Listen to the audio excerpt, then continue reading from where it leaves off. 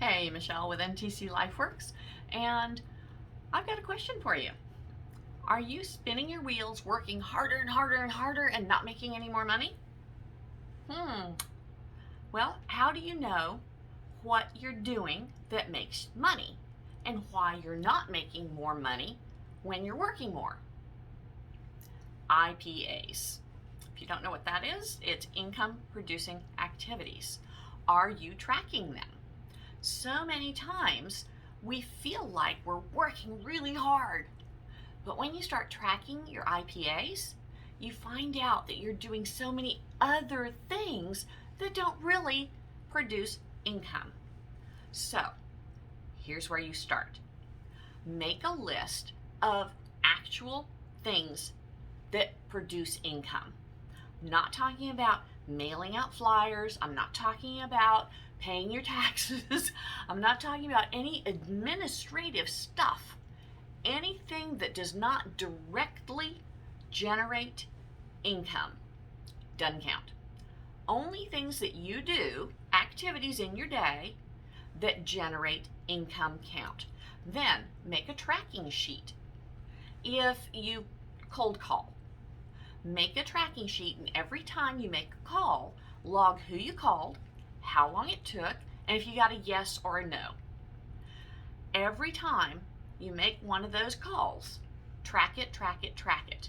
Now, this does two things. First of all, it makes you more conscious of how much time you're actually spending on IPAs and how much time you're not, how much time you're doing those other things. Are you really doing as many hours of work on your IPAs as you are on other things? So, next thing it does, it's going to tell you how much you make per hour. Ooh, yeah, you can actually tell how much you're going to make per hour as a self-employed single proprietorship. You can tell by tracking your IPAs. Don't break it up through the whole day. Break it up by IPAs. Then, once you know how much you're making, your dollar value per hour, look at how many hours are in a day and figure out if you hired somebody to do those administrative tasks, how much money could you really make if you just focused on your IPAs? There's a thought. So, what do you think? Have you tried tracking your IPAs? You can also take it another step. Look at how you progress. How many no's does it take you to get a yes? Have you ever counted? All right, once you know how many no's to get a yes, you're not going to get discouraged per no, because you're going to know, just like Thomas Edison knew, every time he found some kind of material that would not work to make a better light bulb, he was closer to finding that material that will. So how many no's does it take to get that yes?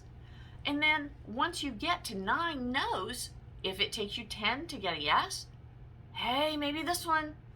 And if you get 2 more, you get to 12.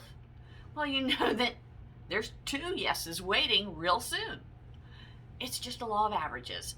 When you work with people one at a time, they're very unpredictable. But if you work with numbers that are big enough, you can predict what your weekly and monthly income are going to be. You just got to know your numbers.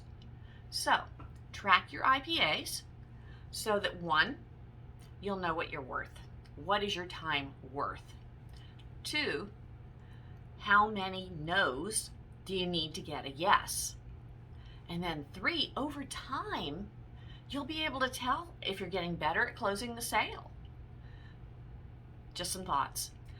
Comment, please let me know how you're doing with your IPAs. What are you doing to track them?